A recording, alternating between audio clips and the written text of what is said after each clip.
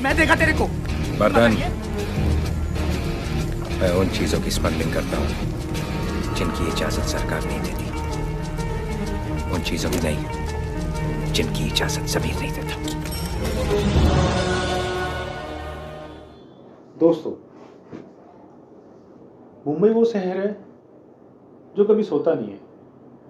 इसकी रोशनी के नीचे एक अलग अंधेरे की दुनिया है, और वो अंधेरे की दुनिया है अंडरवर्ल्ड की दुनिया। इन्हीं अंडरवर्ल्ड की दुनिया से, इसी अंधेरे से निकली आज आपको एक ऐसी कहानी सुनाऊंगा, एक ऐसे डॉन की कहानी सुनाऊंगा जो गोलियों से नहीं, उसने अपने असूल से अपना मुंबई पे राज किया।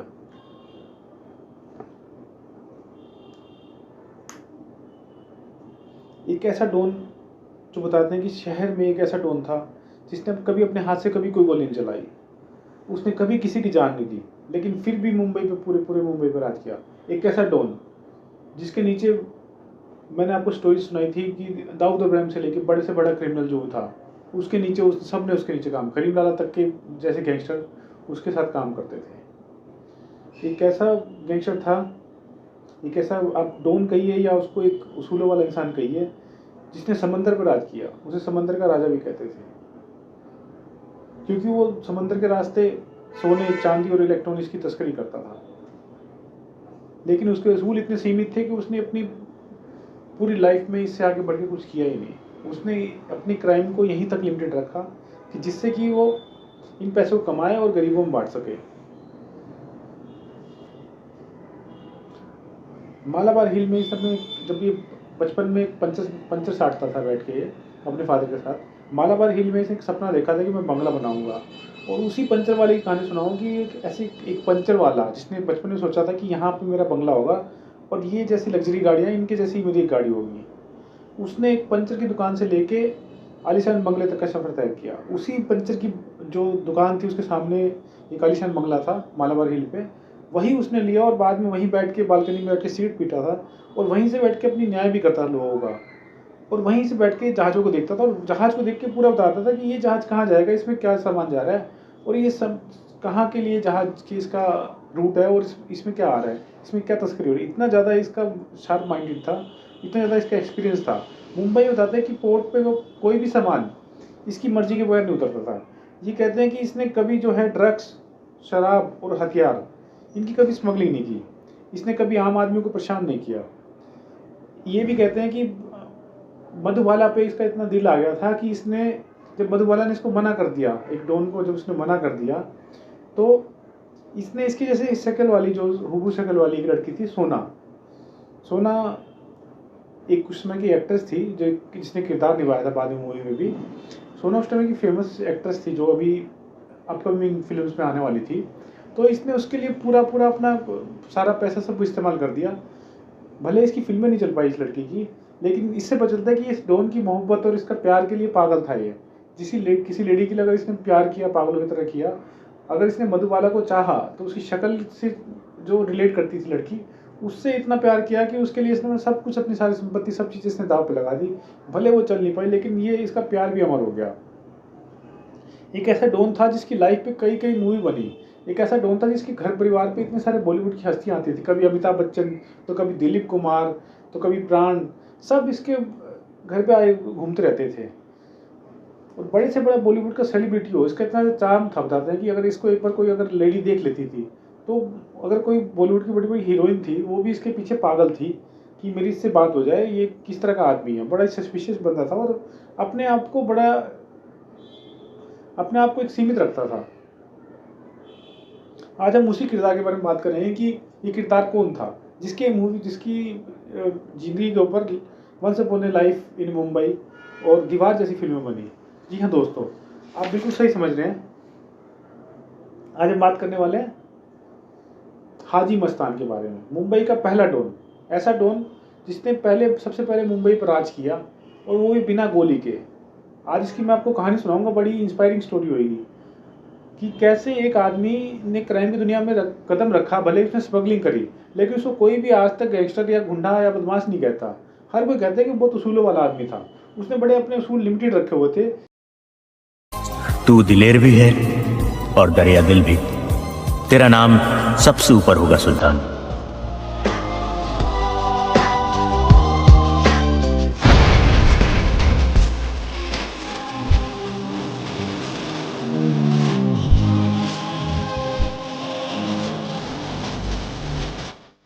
वहाँ तक अपनी बाउंड्री लाइन रखनी है। मुझे किसी गरीब को परेशान नहीं करना, मुझे किसी गलत काम में नहीं पड़ना, ड्रग्स की तस्करी नहीं करनी, शराब की तस्करी नहीं करनी। इवन ये ऐसा इंसान था जिसके लिए करीम लाला बरदरानी जैसे बड़े बड़े डॉन थे, ताऊ दौरन, सब इसके गैंग में के इसके इन्होंने इसके साथ काम किया हुआ है। बॉलीवुड से लेकर नेताओं तक इसकी पहुंच थी। अभी सोच लीजिए कि इसकी स्टाइल और पर्सनैलिटी ऐसी थी, इसके ऊपर मल्टीपल मूवीज बनी है और वेब सीरीज भी बनी है। तो चलिए दोस्तों, आज बात करते हैं हम हाजी मस्तान के बारे में। हाजी मस्तान जो आपने देखा once upon a time in Mumbai, आपने एक सुल्तान मिर्जा का किरदार देखा था, अजय देवगन ने निभाया था, उसी के बारे में बात करेंगे कि ये हाजी मस्तान कैसे छोटी सी फैमिली से आके, तमिल फैमिली से आके, तमिलनाडु से आके, और कैसे इसने मुंबई पर राज किया। कहानी सुनाते हैं कैसे एक गरीब किसान का बच्चा कैसे मुंबई का जो समंदर का राजा बन गया। अब हाजी मस्तान की अगर बात करें तो हाजी मस्तान के जो असली नाम था, उसका नाम था मस्तान हैदर मिर्जा। 1 मार्च 1926 को तमिलनाडु में कटलोर एक जगह है, यहाँ पे ये बच्चा पैदा होता है। इसका घर इतना गरीब था और यहाँ पे इसके घर पे खाने के लिए पैसे तक नहीं थे, मतलब इतने ज़्यादा मजबूर थे ये कि खाने की भी कमी थी। फिर जब इसके परिवार वाले तंग आ गए, जब उनको लगा कि अब हमारा इस तंगी में काम नहीं चल पाएगा, तो ये 8 साल की उम्र में ही मस्तान जो है मुंबई आ गया अपने फादर के साथ में। 1934 में जब ये मुंबई आया तो मस्तान की उम्र 8 साल थी। तो पहले इसने मजदूरी शुरू करी, फिर इसने एक क्रोफर्ड मार्केट है, उसके सामने एक छोटी सी दुकान खोली साइकिल रिपेयर करने की। मस्तान यहीं पे बैठ के अपने फादर का पूरे दिन हाथ बटाता था और यहीं पे लोग आते थे और पूरे दिन अमीर अमीर लोग आते थे, उनकी गाड़ियाँ रुकती थी।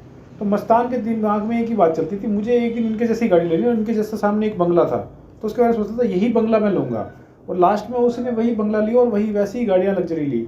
एक आप सोच सकते हैं कि पंचर बनाने वाला इंसान जो एक इतने डाउन बैकग्राउंड से है, वो अपने सपने को देखता है और सपनों को साकार करता है। ये बड़ी इंस्पायरिंग स्टोरी है कि मतलब अगर आदमी इंसान ठान ले तो कुछ भी कर सकता है। जैसे जैसे वक्त बीतता गया, उसके सपने वहीं थे और गरीबी भी वहीं पे थी। 10 साल इसको काम करते हो दुकान पे साइकिल की, लेकिन कुछ भी इम्प्रूवमेंट नहीं हो रहा था। लोग आते थे, बच्चे को डांटते थे, ऐसे कर वैसे कर, ऐसे लगा वैसे लगा। ये बच्चा पूरी तरह से परेशान हो चुका था, लेकिन सपने इसके वहीं के वहीं रखे हुए थे। इसको लग रहा था कि मेरे सपने टूट जाएंगे, लेकिन इसने हिम्मत नहीं आ रही। तभी इसकी मुलाकात होती है कि इसकी ज़िंदगी करवट लेती है।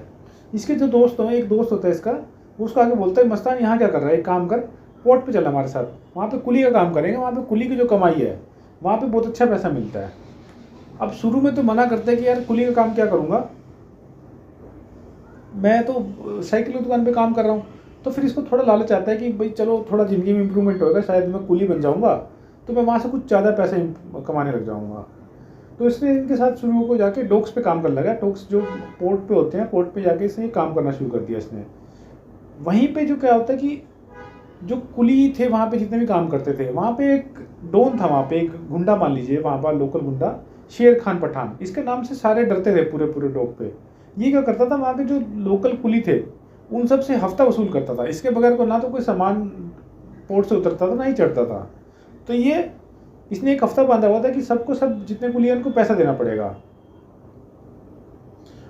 तो सब इससे इतना डरते थे कि मतलब इसके खिलाफ आवाज़ नहीं उठवाते। लेकिन जो हाजी मस्तान था, शुरू से ही इसके मन में रिबेल एक प्रवृत्ति थी। तो इसने कहा अपने दोस्तों से, तुम इतना डरते क्यों उससे? तो उन्होंने कहा कि अगर इससे पंगा लेंगे तो जान से मार देगा, तुझे पता नहीं है इसका। तो मस्तान ने हिम्मत दिखाई, उसने कहा कि अपने 10 साथियों के साथ मिल गया। और शेर खान को उसने कहा कि जब उसने गिनती करने लगा कि आज कितना हफ्ता आया, तो उसने देखा 10 कुली हैं, उनका पैसा नहीं आया। तो उसने जब अपने लोगों से पूछा कि आखिर ये लोग कौन है जिन्होंने पैसा दिया, तो ये सामने आया और उन्होंने बोला कि हमने। इसने शेर खान ने जब बोला कि पैसा क्यों दिया, तो इसने इनके साथ अपने साथियों के साथ मिलकर शेर खान को बताते हैं कि इतनी बुरी तरह से पिटाई करी कि वो हफ्ता वसूलना भूल गया। उसके बाद दोबारा उस डॉक पे नहीं आया। उस दिन के बाद से मस्तान कुलियों का नेता बन गया, उस जगह का नेता बन गया। यहीं से इसके दिन पलट गए और यहीं से इसके लिए अंडरवर्ल्ड की एक दुनिया की एक अलग रास्ता तैयार हो गया। बाद में यही जो वाक्य दिखाया, आपने देखा होगा कि दीवार मूवी देखी होगी अमिताभ बच्चन की, उसमें दिखाया, और एक कुली मूवी भी देखी होगी, उसमें दिखाया किस तरह से कुलियों को एक झगड़ा होता है और उसमें किस तरह से अमिताभ बच्चन उनका नेता बन जाता है उनके लिए लड़के। ये उसी के लाइफ पे है। अमिताभ बच्चन इवन बताते हैं कि जो हाजी मस्तान के बंगले पे बार बार घूमता रहता था, आता रहता था उस समय, ताकि इनके लाइफस्टाइल को कॉपी कर सके या फिर इनसे जान पहचान बना सके और अपने मूवीज़ में इनको दिखा सके। उस दौर में क्या था कि भारत में सोना था, उनकी स्मगलिंग बहुत हाई लेवल होती, उस पर टैक्स बहुत ज़्यादा थे। स्मगलिंग से बहुत ज़्यादा पैसा आता था, जो सोना था बहुत ज़्यादा लोगों को फेवरेट था, तो सोने के ऊपर गवर्नमेंट ने बहुत सारे टैक्स लगा रखे थे।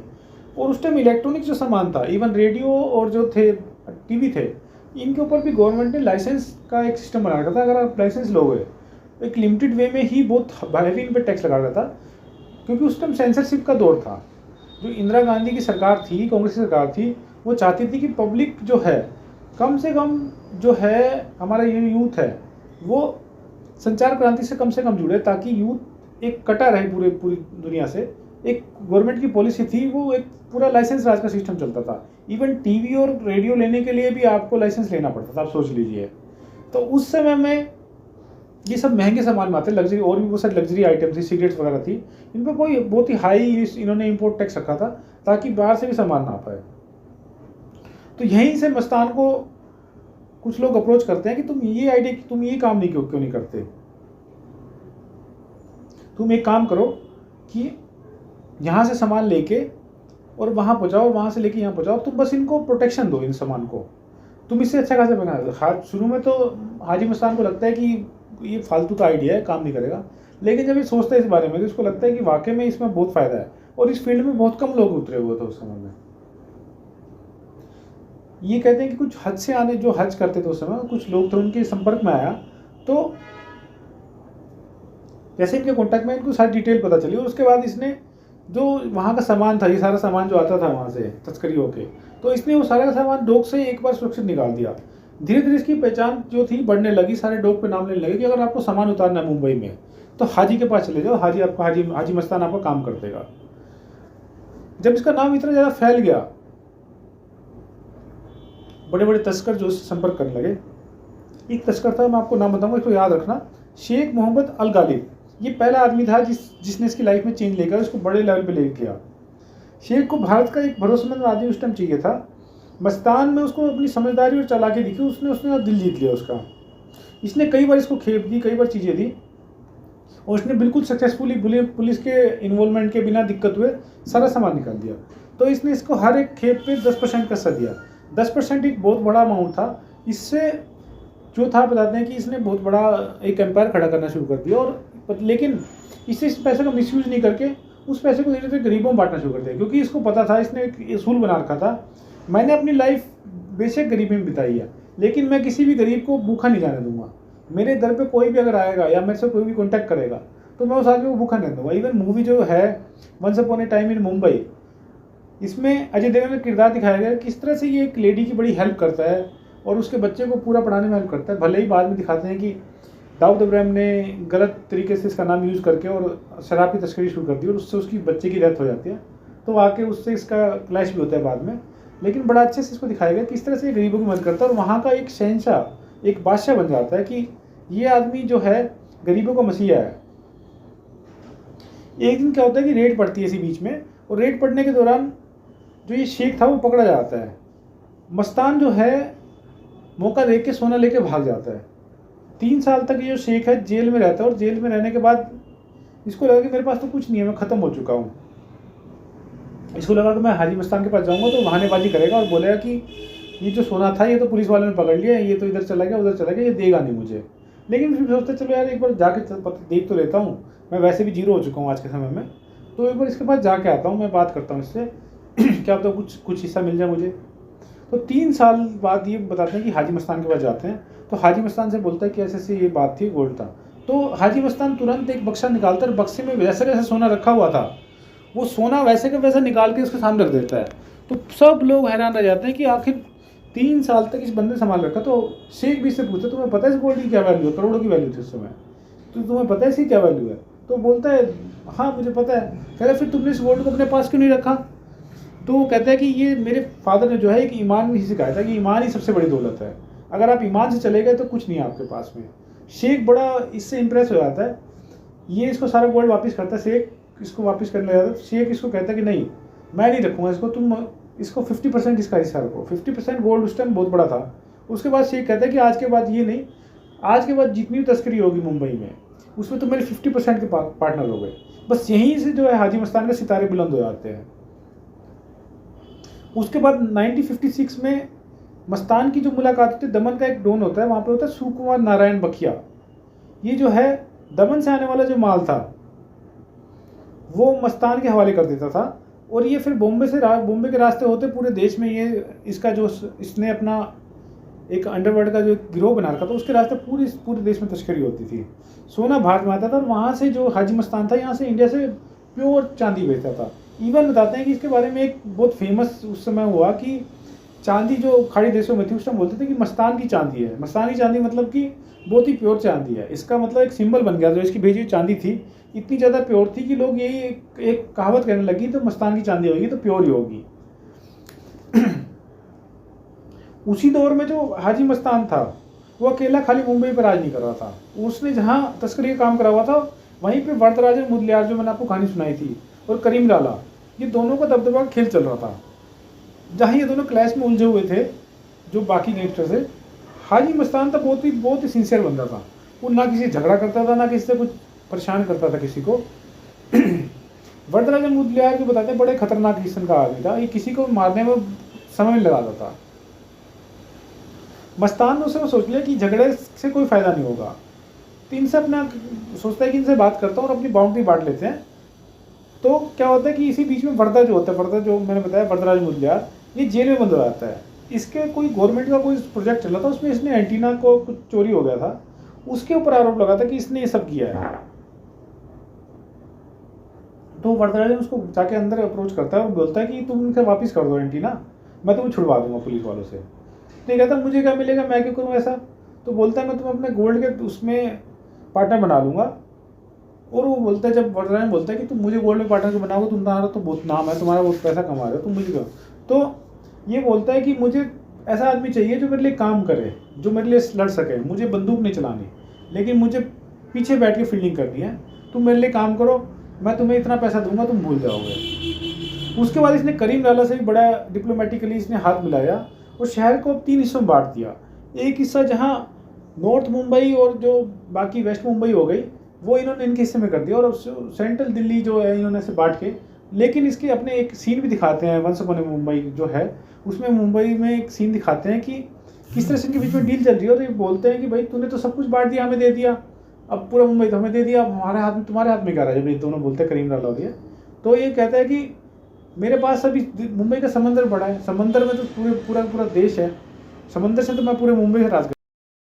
सुल्तान, सारा शहर तो हम लोगों में बांट दिया, खुद के लिए क्या। वैसे तो पूरा बंबई मेरा है और धंधे के लिए मुझे जमीन की जरूरत नहीं, समुंदर है ना मेरे पास। सकता हूँ, पर ये बात सच्चाई भी थी। इसने पूरे समंदर से, पोर्ट से जो भी जितना तस्करी करी उससे पूरे मुंबई पे इसने राज किया। बताते हैं कि इसका इतना इसका जो मजबूत था, जो इसने नेटवर्क बना लिया था, उसको कभी आज तक कोई टक्कर नहीं दे पाया। हाजी मस्तान की खासियत थी, अगर एक बार वो किसी को वादा कर देता था वो उससे कभी हटता नहीं था, और ये कभी भी आम लोगों को नुकसान नहीं पहुंचाता था। उसके बंगले के बाहर हमेशा जरूरतमंदों की कतार लगी रहती थी। कोई अपने किसी की बेटी की शादी होती थी तो किसी को खाना चाहिए होता था, तो किसी को काम चाहिए होता था। इसकी खासियत थी कि इसके बंगले के बाहर अगर कोई आदमी आता था तो खाली हाथ नहीं जाता था। लोग कहते थे गुंडा है पर शरीफ है, एक कहावत के तौर पे कहते थे गुंडा जरूर है लेकिन शरीफ है। गुंडा वर्ड भी इसके लिए नहीं कहेंगे क्योंकि इसने आज तक किसी साथ मारपीट ही नहीं करी कभी। इसके जीवन में सिर्फ इसका एक विवाद हुआ, एक इसका पार्टनर था यूसुफ पटेल, इसने इसको धोखा दे दिया। तो सोने की तस्करी में इसका काम साथ देता था, तो इसने इसको धोखा दे दिया। इसको धोखा बिल्कुल पसंद नहीं था। इसने क्या करा कि जो करीम लाला इसका दोस्त था उसको इसने सुपारी दे दी, जा इसको ख़त्म कर दे, मैं इसको सह नहीं पाऊंगा, मेरे को धोखा नहीं पसंद है। तो ये इसके लिए क्या करता है कि इसके शूटर भेज देता है अपना, और ये शूटर जो करीम लाला के ऊपर करीम लाला के शूटर इसके ऊपर अटैक करते हैं। लेकिन जब ये अटैक करते हैं तो इसका बॉडीगार्ड इसको बचा लेता है, और बॉडीगार्ड बचाता है तो फिर मस्तान को बात पर चलती है कि ऐसे वो बच गया, उस पर शूट आउट किया और बच गया। अब मस्तान इसके पास खुद जाता है चल के और बोलता है कि जिसको खुद ही अल्लाह बचाना चाहता है, जिसको खुद ही भगवान बचाना चाहता है, जिसको खुद ही एक तरह से अगर हर कोई बचाना चाह रहा है, मैं उसको कौन होता हूँ मारने वाला। उसके बाद से ही इसकी दोस्ती हो गई दोबारा से यूसुफ पटेल के साथ, इसने मिलकर काम करना है। ये इतना डिप्लोमेटिक आदमी था, इसने करीम लाला और को दोस्त बनाया, साथ ही साथ वरदराजन को बनाया। जहाँ पे मुस्लिम एरिया में कोई दिक्कत होती थी तो वरदराजन उसके लिए डीलिंग करता था, और कभी अगर वरदराजन के एरिया में दिक्कत होती थी तो ये वहाँ जाके उनके लिए डीलिंग करता था। तो इसने बड़ा ही एक ऑर्गेनाइज वे में मुंबई को चला रहा था। अब हाजी मस्तान जो था बॉलीवुड का बहुत बड़ा दीवाना था, उसको बहुत पसंद थी मूवीज में आना या मूवी से कनेक्ट होना। दिलीप कुमार हो, चाहे आप इनकी फोटोज आप भी देखेंगे, अमिताभ बच्चन हो, धर्मेंद्र हो, फिरोज खान हो, जितने भी बॉलीवुड के स्टार थे उस समय के जो टॉप मोस्ट थे, सब इसके अच्छे दोस्त थे। दीवार फिल्म में एक विजय किरदार है, जो वंस अपॉन टाइम में एक जो सुल्तान मिर्जा किरदार है, वो इसी के ऊपर बनाया गया है। कहते हैं कि मस्तान जो था उस समय पे उसको मधुबाला पसंद आ गई थी। मधुबाला उस समय की टॉप मोस्ट एक्ट्रेस थी, तो इसने धीरे धीरे इससे दोस्ती बढ़ा ली। दोस्ती होने के बाद जब इसने इसको प्रपोज किया तो मधुबाला बोलती है कि मुझे इस तरह की कोई फीलिंग नहीं तुम्हारे लिए। तो एक ऐसा जो बताते हैं कि डॉन जिसने पूरी मुंबई पर राज किया वो प्यार में फेल हो गया। लेकिन इसने कहीं भी इससे कहीं ऐसा नहीं था कि इसने डॉन था तो इसने मधुबाला के साथ जोर जबरदस्ती, कहीं भी इस बात की कहीं भी स्टोरी नहीं आती, इस बात की कहीं सबूत नहीं है। मधुबाला से जोर जबरदस्ती करने की कोशिश करी या उससे कहीं कहा कि मुझसे शादी करो, मैं जबरदस्ती करूँगा, ये करूँगा, उसने कभी इस तरह की चीज़ें ना कभी करी। लेकिन इसके मन में बैठा मधुबाला इसको इतनी पसंद थी कि वहाँ उस समय में एक एक्ट्रेस थी वीना शर्मा। तो वीना शर्मा को वो अभी अपग्रूम हो रही थी, अब इसका नाम धीरे धीरे बॉलीवुड की इंडस्ट्री में बढ़ रहा था। लेकिन बताते हैं कि शक्ल इतनी ज़्यादा मिलती थी उससे, तो सब इसको बोलते थे कि उस समय की मधुबाला बोलते थे कि एक मधुबाला की कॉपी है। तो इसने इस पर दिल आ गया, इस पर मधुबाला की वजह से, और इसने इससे शादी कर ली। तो सोना जो थी उसकी फिल्म अभी नई नई आ रही थी, तो इसमें आप देखिए मूवीज़ में सीन आएगा once upon a time in Mumbai. ये इसकी मूवीज़ को चढ़ाने के लिए, इनको करने के लिए सारी टिकटें खरीद लेता है आसपास के सिनेमाज की, और इसकी मूवीज़ पे इतना पैसा लगाता है, इससे अंधाधुंध पैसा लगाता है। भले ही सोना की फिल्में नहीं चल पाई, लेकिन हाजी मस्तान ने पूरा दिल इनका जीत लिया, इस लड़की का और पूरे समाज का, कि कैसे प्यार के लिए आदमी कुछ भी कर सकता है। इसके बाद इसकी जो पहली बीवी थी साहबी, उससे इसकी 3 बेटियां हुई। हाजी मस्तान में कोई बेटा नहीं हुआ था, तो उसने क्या करा, सुंदर शेखर था, एक बच्चा था सुंदर शेखर, उसको गोद ले लिया। और ये कहते हैं कि हाजी मस्तान की सिस्टम पे इतनी ज़्यादा पकड़ थी कि कस्टम का चाहे ऑफिसर हो चाहे कोई पुलिस ऑफिसर हो, सबको सेट रखता था। कोई भी ऐसा इंसान नहीं था जिसको ये पोर्ट पे सेट नहीं करता था, इसलिए इसके सामानों को रोक नहीं पाता था। 1974 में एक बड़ा ही मानता बताते हैं कि एक पुलिस ऑफिसर वहाँ पे आ गया, तो हाजी मस्तान ने इसको शुरू में रिश्वत ऑफर करी और बोला कि ऐसे ऐसे चीज़ है हमारी, तुम इसमें इंटरफेयर मत करो। लेकिन ये हाजी मस्तान के पीछे बुरी तरह से पड़ गया, इसने वहाँ पर रेड डालनी शुरू कर दी, इसके सारे धंधे कम हुआ, इससे हाजी मस्तान को बहुत नुकसान हुआ। लेकिन हाजी मस्तान ने फिर भी इसको मरवाया नहीं, चाहता था तो बिल्कुल आराम से इसको मरवा सकता था, लेकिन हाजी मस्तान ने अपने पॉलिटिकल लिंक्स का यूज़ किया एंड में और इसका तबादला करवा दिया। कहते हैं कि एक बार एयरपोर्ट में इसको फ्लाइट में मिल गया, तो हाजी मस्तान इसको देख के मुस्कुराने लगा और मुस्कुरा के इसने बोला कि ऑल द बेस्ट। उस समय बोलता है कि हाजी मस्तान को इतनी अच्छी इंग्लिश नहीं आती थी, लेकिन ये इंग्लिश उसने स्पेसिफिकली इसके लिए बोली थी ताकि इसको छिड़ा सके कि भाई मैं हुई क्यों हूँ, मैंने देखो तुम्हारी क्या हालत कर दी। इतना इसने सब तस्करी सब कुछ करा, इतना समय इतना साम्राज्य फैलाया, लेकिन हाजी मस्तान से पंगा लेने वाला पूरे मुंबई में कोई नहीं था। कहते हैं कि आज तक किसको पुलिस ने कभी अरेस्ट नहीं किया था, लेकिन एक किसका क्या हुआ, एक मिनिस्टर के साथ इसका पंगा हो गया, इसने इसके साथ बदतमीजी कर दी इस मिनिस्टर ने, तो इसने इसको पलट के बहुत अच्छे से जवाब दे दिया। मिनिस्टर ने इसको ईगो पे ले लिया। मिनिस्टर जाके जिसने कहा कि इसको अरेस्ट करो, ये अरेस्ट नहीं करा, तो दिल्ली जाके मिनिस्टर पार्लियामेंट के पास जाके और ये धरने में बैठ गया कि इसको अरेस्ट नहीं करोगे तब तक मैं नहीं जाऊँगा। लेकिन इसके बाद भी हाजी मस्तान को पुलिस वालों ने अरेस्ट तो किया, लेकिन अरेस्ट करने के बाद उसको बंगले पे रखा। बंगले पे रखने के बाद बड़ा फेमस हो गया कि यार एक आदमी इतनी इसकी जानकारी है कि ये कहा किसी को अरेस्ट करने के बाद भी कोई बंगले पे रखता है, तो बड़ा फेमस हो गया ये। उसके बाद कुछ दिन बाद छूट गया। इसी बीच में 1975 में इमरजेंसी लग गई। इमरजेंसी में इंदिरा गांधी ने क्या करा कि उस समय ज़्यादातर जितने भी लोग थे उन सब लोगों को अंदर डलवा दिया। तो इसके खिलाफ स्मगलिंग के केस में जो है कैफे पोसा जो उस टाइम एक्ट था उसमें इसको अंदर कर दिया और 18 महीने के लिए इसको कैद कर दिया। ये बताते हैं कि इसने उस समय भी अंदर से बैठ के इंदिरा गांधी को अप्रोच करने की, मतलब सोच रहे आप कितने बड़े लिंक थे इसके, इसने इंदिरा गांधी को भी अप्रोच करने की कोशिश करी और वहाँ पे इसने कहा कि कितने भी पैसे ले लो मुझे छोड़ दो, लेकिन ये इसमें कामयाब नहीं हो पाया। इसी बीच में इसकी मुलाकात अंदर होती है, जब ये जेल के अंदर होता है इसकी मुलाकात होती है जयप्रकाश नारायण। जयप्रकाश नारायण बहुत ही फेमस लीडर थे, युवाओं के बहुत फेमस लीडर थे, जिसने बाद में पूरी जनता दल पार्टी बना दी, जिनके नाम पे बनी, जिन्होंने बहुत बड़ी पॉलिटिक्स करी। इनके अंदर उनसे वहीं जेल में मुलाकात होती है। तो जय नारायण जी इनको बोलते हैं कि तू एक काम कर, जुल्म की दुनिया छोड़ दे और आम जिंदगी में आ जाए, इसमें कुछ नहीं रखा। इसकी ये जो इसको लगा, हाजी मस्तान को लगा मैं तो अपने आप को बहुत बड़ा सोचता था कि मुंबई का किंग हूँ, लेकिन ये आदमी तो पूरे पूरे इंडिया पे राज करता है। तो उससे बड़ा इंप्रेस हुआ। तो हाजी मस्तान ने उस छोड़ लिया कि मैं क्राइम की दुनिया से बाहर आऊँगा, अब मैं जो है अब मैं गलत काम को छोड़ के पॉलिटिक्स में आऊँगा। इससे इतना ज़्यादा इंप्रेस हो गया तो इसे सोच लिया कि अब मैं पॉलिटिक्स में पूरा आ जाऊँगा। मैं अब आपको इन कहानी जो बता रहा था, मैं एक बात जरूर बताना चाहूँगा कि दाऊद इब्राहिम का चेला था, मैं उसके बारे में बाद में बताऊँगा आपको। अब जो मस्तान था इसने क्या करा कि इनसे इंस्पायर होके जब ये बाहर आता है, तो बाहर आने के बाद जनता दल ने इवन बताते कि कुछ रिपोर्ट्स बताते हैं कि जनता दल के जो जयप्रकाश से इसकी मुलाकात हुई, इस वजह से बाहर आने के बाद इसके खिलाफ कोई एक्शन नहीं लिया गया और इसने उसके बाद अपनी एक पार्टी बनाई, दलित मुस्लिम सुरक्षा महासंघ के नाम से। इसने 1984 में उसका चुनाव भी लड़ा, लेकिन ये वहाँ पे हार गया। और उसके बाद 1990s में इसने पार्टी का नाम बदल दिया। उसने सोचा कुछ इंप्रूवमेंट हो जाएगा, दलित मुस्लिम अल्पसंख्यक सुरक्षा महासंघ, पर लेकिन नतीजा वही रहा, ये फिर से हार गया। इसने बताया कि चुनाव में बहुत ज़्यादा पैसा लगाया, इतना ज़्यादा पैसा लगाया कि मतलब उस टाइम ये नॉर्मल नहीं था। तो इसके बाद बताते हैं कि चुनाव में जो इलेक्शंस में पैसा लगाने का जो क्रेज़ बढ़ा, इसके बाद से ही बढ़ा था कि हाजी मस्तान के बाद से कहते हैं कि लोगों ने पैसा लगाना इलेक्शंस में लगाना शुरू किया था। भले ही हाजी मस्तान इलेक्शन हार चुका था, लेकिन जनता पर जिलों पे भी राज करता था। लेकिन ये बात हमें सीख देती है कि आदमी कितना ही पॉपुलर हो, लेकिन राजनीति में आने के लिए आपको बहुत ज़्यादा डिप्लोमेटिक होना पड़ता है और बहुत ही ज़्यादा आपको चालाक और आपको गलत होना पड़ता है, जो कि हाजी मस्तान नहीं था। शायद इसी वजह से ये हार भी गया था। अब इसके जो थे इसके लिंक बहुत अच्छे थे। वहाँ पे एक जेनाबाई दारू वाली थी वहाँ पे, जिसकी लाइफ पे मूवी बनती गंगूबाई काठियावाड़, काफ़ी से विवाद भी हुआ था। इसके मस्तान के साथ बहुत अच्छे लिंक थे, तो मस्तान ने इसको बहन बना रखा था। ये जो है इसके मुश्किल समय में काम आए थे। एक जो बेलाशीष वाली प्रॉपर्टी थी उस पर कब्जा हो गया था, तो बड़ा कंफ्यूज हो गया था कैसे करूं मैं। तो जेनाबाई ने उसको समझाया था कि एक छोटी लकीर काटी, उसका बड़ी लकीर कर दो, इस लकीर का बड़ा कर दो।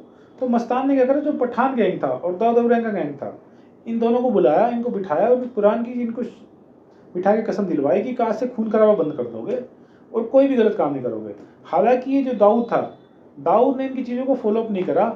इसी वजह से बाद में इसने अपना आप रूम करा और हाजी मस्तान धीरे धीरे समय के साथ बदलता गया। ये समय के साथ नहीं चल पाया, तो हाजी मस्तान के बाद दाऊद इब्राहिम ने अपना जो वायलेंस का रास्ता अपनाया और इसने हथियारों का, ड्रग्स का कोई भी गलत काम ऐसा नहीं था जो इसने छोड़ा नहीं। इसके बाद इसने मुंबई को पूरा बदल दिया, पूरे गैंगवार की इसने शुरुआत दे दी। हाजी मस्तान के रहते मुंबई में गैंगवार्स बहुत कम हुए और एनकाउंटर्स भी बहुत कम हुए, क्योंकि पुलिस के साथ इसका गठबोड़ इतना अच्छा था। और ये खास बात थी कि आम पब्लिक को भी परेशान नहीं करता, इसलिए पुलिस वाले भी परेशान नहीं थे। भले तस्करी करके देश को नुकसान पहुंचा रहा था कहीं ना कहीं, लेकिन एक पब्लिक कहीं भी इनसे, पब्लिक में इसके लिए कहीं भी गुस्सा नहीं था। उस जमीन पे एक जो जमीन थी वहाँ पे जब मस्तान जहाँ पे रहता था, वहाँ पे बाद में एक मस्तान टावर ही बना, जिसका नाम मस्तान टावर दिया गया। तो सोच लीजिए इसका कितना नाम था कि बाद में इसी के नाम पे एक पूरी बिल्डिंग, एक टावर बना दिया गया था। लेकिन बताते कि जो दाऊद इब्राहिम है, ये गलत रास्ते पे चल रहा था। ये भले इसका चेला था, दाऊद इब्राहिम इसके लिए कभी काम करता था, मस्तान इसको हमेशा समझता था 9 से 5 के बीच में काम कर, जब आम आदमी जो है दूर होते हैं और जो पुलिस होती है वो भी इनएक्टिव होती है, तो उस बीच में काम कर। लेकिन जो ये दाऊद था, ये उसूलों पे चलने वाला इंसान नहीं था। इसने सोचा हुआ था मेरे को मुंबई पे राज करना है, कैसे भी करूं, मुझे कोई मतलब नहीं है, मारूं लोगों को, करूं या धमाके करवाऊं, कुछ भी करवाऊं। इवन इसने 93 में ब्लास्ट भी करवा दिए थे इसके ऊपर आरोप है। तो इसने सोचा कि मैं किसी चीज़ को नहीं मानूंगा। इसने इसके नाम पे, इसका नाम यूज करते हुए इसके नाम से ड्रग्स और हथियारों की तस्करी करनी शुरू करी। इवन शराब भी इसने सप्लाई करी बहुत सारी जगह पे जहाँ पे बैन थी, मुंबई में उस समय बैन थी, तो इसने वहाँ पे सप्लाई करी। तो इसी वजह से एक लेडी जिसको ये जो था हाजी मस्तान में मदद करता था, उसका बच्चा मर जाता है, तो आके वो उसके मुंह पे थूक के जाते हैं। फिल्म में दिखाया, एक सीन दिखाया गया और बोलते हैं कि तुमने मेरे बच्चे की इतनी हेल्प करी, लेकिन तुम्हारे वजह से मेरा बच्चा मर गया, तुमने जो शराब की तस्करी करी। जब ये पता करता है तो पता चलता है कि दाऊद इब्राहिम ये सब कर रहा था। तो बताते हैं कि भरी पार्टी के बीच में दाऊद इब्राहिम को थप्पड़ मारता है और भगा देता है वहाँ से। बोलता है कि ये सब धंधे आज से ही बंद कर दो और मेरे नाम का आज के बाद यूज मत कर लियो। इसके बाद दाऊद इब्राहिम का ईगो हर्ट हो जाता है और ये अपना अलग एक अपना गैंग बना लेता है।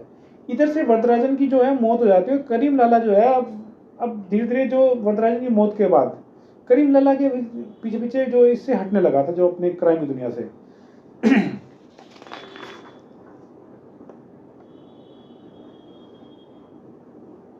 उसने वो सब जो माना कि एक जो मस्तान उसको सिखाया था, आज जो अपने गुरु ने सिखाया था, उनकी चीज़ों को सीख के ही वो मुंबई में गलत चीज़ों को इम्प्लीमेंट कर रहा था और पूरे के पूरे अंडरवर्ल्ड पे इसने कब्जा कर लिया, ड्रग्स और हथियार का बोल बना दिया। इसके बाद इसका मन उतर गया पूरा का पूरा हाजी मस्तान का कि मुझे क्राइम में इस तरह से नहीं पड़ना, मुझे अब मुंबई में पूरे पूरे क्राइम की और जो थी अंडरवर्ल्ड की दुनिया की शक्ल बदल चुकी थी। अब इसका मतलब था, डॉन का मतलब था, आप क्राइम किस तरह कर रहे हैं, आप हथियार सप्लाई कर रहे हैं सरकार के खिलाफ, गवर्नमेंट के खिलाफ, पब्लिक के खिलाफ हथियार यूज़ कर रहे हैं, आप दंगों में इन्वॉल्व हो रहे हैं, आप ड्रग्स का यूज़ कर रहे हैं, आप शराब बांट रहे हैं। तो इसने सोचा मुझे इस तरह क्राइम नहीं करना। इसके बाद इसने अपराध की दुनिया से एक तरह से तौबा कर ली और 9 मई 1994 को हाजी मस्तान का दिल का दौरा पड़ने से इसका निधन हुआ। कुछ लोग कहते हैं कि एक रैली में इसके ऊपर दाव दौलत ने इसके ऊपर शूट आउट भी किया था, लेकिन कहते हैं कि बच गया था। कुछ लोग इसे दानवीर कहते हैं तो कुछ लोग इसे तस्कर कहते हैं, लेकिन हकीकत यह है कि इसने गैर कानूनी जो रास्ते हैं उनसे इसने नाम कमाया था और अंत में जो है इतना नाम कमाने के बाद, इतना शोहरत कमाने के बाद ये खाली हाथ इस दुनिया से चला गया। अब जो इसकी विरासत है जो हमें क्या सिखाती है, इसकी जो रॉबिन हुड वाली इमेज है, एक ये सिखाते हैं कि एक तरफ तो ये रॉबिन हुड वाली इमेज थी, दूसरी तरफ एक बहुत बड़ा इसका फेमस तस्कर था।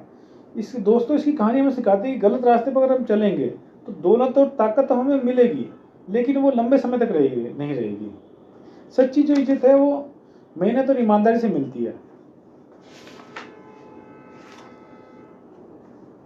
जो दाऊद इब्राहिम की ये जो पूरी लाइफ थी, इससे हमें बहुत सारी सीख भी मिलती है, युवाओं को बहुत सारी सीख मिलती हैं। तो क्या सीख मिलती है? एक तो सीख ये हमें सबसे बड़ी मिलती है कि आदमी जो युवा है, यंगस्टर को देखिए, गलत आदमी से सही हो उससे सीखना जरूर चाहिए। तो इससे हमें बहुत बड़ी सीख मिलती है कि आदमी कितना भी गरीब हो, गरीबी को बहाना नहीं बनाना चाहिए। ये जो हाजी मस्तान था बहुत ही गरीब फैमिली था, लेकिन अपनी मेहनत से इसने नेटवर्क बनाया, उससे भरोसा कायम करा और इसने पूरा का पूरा अपना एक अलग अपना एम्पायर खड़ा कर लिया। एक इससे सीख मिलती है कि अपनी रेड लाइन हमेशा, अपने बाउंड्रीज हमेशा रखो। इसने क्या करा कि तय करा कि मेरे को यहाँ नहीं काम करना, मेरे को गोल्ड के काम में करना है, सिल्वर की तस्करी करनी है, मेरे को टीवी की तस्करी करनी है, मेरे को रेडियो की तस्करी, इलेक्ट्रॉनिक्स तस्करी, लेकिन मुझे ड्रग्स की तस्करी नहीं करनी, हथियार की तस्करी। इसने एंड तक उसको फॉलो अप किया।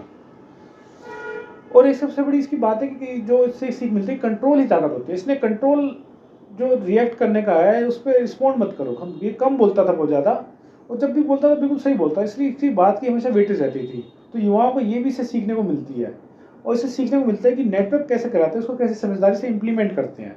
इसने अपने जो जितने भी कॉम्पिटिटर्स थे, चाहे करीम लला था, चाहे वरदराजन था, सबको जोड़ के इसने रखा। इवन इसने दाऊद इब्राहिम तक को भी एक समय पे सीमित रखा, लेकिन बाद में धीरे धीरे समय के साथ इसमें चेंज आ गए। इसने खौफ का माहौल नहीं क्रिएट करा, खौफ के साथ साथ इसने इज्जत भी कमाई। आज भी हर आदमी जो भी बोलता है कि अगर बात होती है कि मुंबई का जो एक ऐसा जो था, जो रॉबिन हुड था, कौन था, तो इसके बारे में बहुत कम लोग हैं जिसको गैंगस्टर मानते हैं, डॉन मानते हैं। बहुत लोग बस इसको ये मानते हैं कि इसने सिस्टम के लूप होल्स का फ़ायदा उठाया और इसने उसमें काम करा। लोग इसको बहुत ज़्यादा इज्जत देते हैं। और इसके ज़िंदगी से एक और सीखने को हमें सीख मिलती है कि हमेशा देना सीखना चाहिए हमें। इसने लाइफ में ये नहीं था खाली पैसा कमा के उसको बस अंधाधुंध भरा गया कि मेरे बच्चे का वो होगा, इसका बच्चा, इवन इसका बच्चा तक नहीं हुआ। इसने एक बच्चा हिंदू बच्चा गोद लिया और उस बच्चे को ही इसकी परवरिश करी। तो उस पैसे को भी, जो इसने पैसा आया, वो भी गरीब लोगों में बांट दिया। जो किसी की गरीब की शादी में ज़रूरत थी, किसी गरीब की लाइफ को चेंज करने के लिए, जैसे दरबार में जो भी है उसको कभी इसने खाली हाथ नहीं जाने दिया। तो इसकी ज़िंदगी बड़ी उसूलों वाली थी। इसकी ज़िंदगी से हमें एक सबक मिलता है कि ज़िंदगी में कुछ भी हो जाए, आपके अपने लाइफ के जो उसूलों से कभी भी दूर नहीं हटना चाहिए। लेकिन जो है, बताते हैं कि भले ही ये मालाबार हिल्स में ये बहुत बड़ा किंग बन गया था, लेकिन इसके अंदर जो है एक अकेलापन जरूर था। वो वहाँ बैठ के सिगार का धुआं निकाल जाता था और हमेशा समंदर की लहर को दिखा जाता था। तो इसी बीच में इसको कभी कभी लगता था जो ताकत है मेरी अधूरी है। और इसी अकेलेपन में सोचिए कि एक इतना बड़ा गैंगस्टर जो है अपनी मोहब्बत में हार गया और राजनीति में हार गया, जहाँ पे इसने बड़ा कदम रखना था, जहाँ पे इसकी लाइफ चेंज होनी थी, वहाँ पे इसकी हार हुई। तो दोस्तों, हमें ये भी सीख मिलती है कि आप ज़िंदगी में कितने बड़े बन जाएं, लेकिन आप विधाता की अगर उसने जो लिखी हुई हैं आपकी, आप उनको नहीं चेंज कर पाओगे। भले ही ये इतना बड़ा इसका नाम हुआ, इतना सब इसने नाम कमाया, लेकिन ये अपने प्यार में और अपनी राजनीति की दुनिया में उतना बड़ा नाम नहीं कर पाया। लेकिन इसका प्यार और जो इसका इतना ज़्यादा, इसका एक ये भी मैं सीख मिलती है इससे कि अगर आप किसी के लिए प्यार करते तो अंधाधुंध करते। इसने अपने प्यार के लिए मधुबाला को इसने प्यार किया, इंतहा तक किया, और उसकी वजह से इसने सोना, जो उसकी एक्ट्रेस आपने दिखाई है once upon a time in Mumbai, उसमें आपने देखा होगा कि उसके लिए इतनी सारी मूवीज़ की सारी टिकटें खरीद लेता है, उसके लिए इतना पैसा खर्च कर देता है। तो इसका प्यार दिखाता है किस तरह से इंतहा बेइंतहा आप किससे प्यार कर सकते हैं। साथ ही साथ दिखाता है कि आप अगर एक इवन बताते हैं कि उस समय की एक जो लेडीज, जो उस टाइम में बताते हैं कि जो वहाँ पे जो काम होता था वैश्यवृत्ति का, तो वो भी एक एरिया था पूरा, वो भी कनेक्टेड था। तो इसने इसको बड़ा बहन माना हुआ था। और इसने जब बताते हैं कि एक स्कूल ने इसके खिलाफ पेटिशन लगाने की सोची, तो इसने इसकी प्रॉपर्टी को, इसने उनको बताते हैं कि इसकी वजह से बहुत सारी लेडीज जो वहाँ पर रहती थी बेरोजगार हो जाती, वहाँ से चली जाती, तो उसने इनकी प्रॉपर्टीज़ को भी बताया। तो ये इंसान इस तरह का था कि आप इसकी इमेज को समझ नहीं पाएंगे, कि आप कह नहीं सकते कि एक, आप इसको कह नहीं सकते क्लियरली कि एक डॉन था, एक गैंगस्टर था। लेकिन हाँ, इसने कुछ गलत रास्ते कमाए, उसकी वजह से इसने सरकार की नज़रों में आया और कुछ समय के लिए गिरफ्तार भी हुआ। लेकिन ये फार्स वापस से एक दुनिया में आया और अपनी एक, ना तो इसका कभी एनकाउंटर हुआ और ना ही कभी इसको कभी ऐसा था कि किसी गैंगवार में किसी ने मारा। गैंगवार में इसको किसी ने नहीं मारा, के कारण ये था क्योंकि इसने सब आदमियों के साथ बना कर रखी है। आखिर में बस यही कहना चाहिए, कहानी में सिखाते हैं कि जो आपका डर है, वो जो आप खौफ से जो चीज़ कायम करते हैं, वो हमेशा के लिए रहती है। लेकिन जो आप उसूलों से चलते हैं और जो अपने उसूल से, इसने अपने उसूल से चला, जो इसने इज्जत कमाई, वो शायद आज तक मुंबई का कोई भी गैंगस्टर नहीं कमा पाया। लेकिन फिर भी चलते हुए बात वही करूँगा मैं कि इस कहानी से हमें आखिर क्या सीख मिलती है, उसके बारे में बात करें तो हाजी मस्तान ने पूरी ज़िंदगी गोल्ड की तस्करी करी, चांदी की तस्करी करी, इलेक्ट्रॉनिक्स की तस्करी करी। उसने कस्टम में पुलिस वालों को रिश्वत दी, स्मगलिंग करी, सिंडिकेट बनाए, राजनीति में काले धन का इस्तेमाल किया, सुपारी दी और अवैध प्रॉपर्टी दी। लेकिन इसने हमेशा अपनी लाइफ में एक लिमिट्स रखी। वो लिमिट्स क्या थी कि मुझे ड्रग्स में और गलत जो हथियार में और मुझे शराब के व्यापार में नहीं जाना। लेकिन ये सच्चाई थी, इसने सारा पैसा जो था गलत काम से कमाया था। दोस्तों, गलत पैसा आपको कभी काम नहीं आता। आप गलत पैसा अगर कमा के अगर आप गरीब की हेल्प कर रहे हो तो वो हेल्प नहीं मानी जाएगी। तो इसलिए दोस्तों, मेरा यही कहना है कि आज की कहानी जो है हमारी हाजी मस्तान की, जो जिसके ऊपर मूवी बनी once upon a time in Mumbai, जिसमें सुल्तान मिर्जा का रोल अदा किया अजय देवगन में, उस मूवी को आप देखेंगे तो बहुत अच्छे से समझ जाएंगे कि ये किरदार बहुत ही अलग था। तो दोस्तों, अंत में यही कहना चाहूँगा कि हाजी मस्तान की एक स्टोरी बिल्कुल अलग स्टोरी थी। ये डॉन था या एक रॉबिन हुड था, ये तो पब्लिक ही तय करेगी। लेकिन ये कहानी मुझे बताना, आपको यूथ को बताना जरूर समझा कि कहीं ना कहीं यूथ को पता चल सके कि किस तरह से एक गरीब बैकग्राउंड से एक लड़का आता है और कहाँ से कहाँ तक पहुँचता है। लेकिन लास्ट में उसकी एंड अकेलेपन में होती है, क्योंकि उसने क्राइम का रास्ता चुना था। तो दोस्तों, ये कहानी थी आज के बहुत ही पॉपुलर, जो जिसकी बड़ी डिमांड आती थी, हाजी मस्तान की। आपको ये स्टोरी कैसे लगी हमें जरूर बताइए।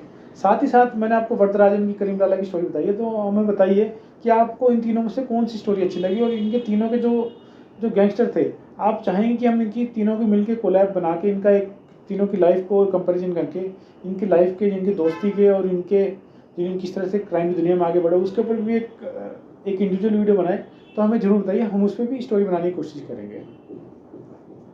तो लास्ट में चलते वही बात करेंगे। तो दोस्तों, ये वीडियो बनाने का कहीं भी पर्पज़ यूथ को क्राइम की तरफ ले जाना नहीं है, या समाज में क्राइम नहीं फैलाना है, या इंस्टिगेट करना नहीं है। हमारे इन वीडियोज़ को बनाने का सिर्फ पर्पज़ इतना है कि यूथ को पता चल सके कि अगर आप क्राइम के रास्ते पर जाओगे, आपका अकेलेपन में जैसे इसकी मौत हुई, वैसे आपका भी वैसे ही होगा। या तो आपको जेल में, नहीं तो आपका गैंगवार में या एनकाउंटर में आपका लाइफ निकलेगी। दोस्तों, आपको ये वीडियोस कैसी पसंद आ रही हैं? हमारी जो छोटी जो पहल चल रही है सबकी पर्सनैलिटीज़ के ऊपर, लाइफ के ऊपर जो वीडियो बनाने की, हमें ज़रूर बताइए कि आपको वीडियोस कैसी पसंद आ रही है। आपकी राय हमारे लिए बहुत इंपॉर्टेंट है। साथ ही साथ हमें बताइए कि अगर आपको कोई ऐसी पर्सनैलिटी है जिसके ऊपर हमें वीडियो बनानी चाहिए, तो हमें बताइए कि आपको मेरी वीडियोज़ किसके ऊपर होनी चाहिए। हम उसके ऊपर वीडियो बनाने के रिसर्च के बाद ज़रूर कोशिश करेंगे। साथ ही साथ अगर आपको हमारे वीडियोज़ अगर आपको पसंद आ रहे हैं, हमारे अगर ये पहल पसंद आ रही है, तो हमारी वीडियोज़ को लाइक कर दीजिए, इनको शेयर कर दीजिए और हमारे चैनल को प्लीज़ सब्सक्राइब कर लीजिए। और अंत में वही बात कहूँगा दोस्तों, ये वीडियो जो है समाज का आईना है। इन वीडियो से जुड़ के जो यूथ को इनसे एक सीख लेनी चाहिए और अपनी लाइफ में इम्प्लीमेंट करना चाहिए कि हमें क्या नहीं करना, हमें क्राइम की दुनिया में क्यों नहीं पड़ना।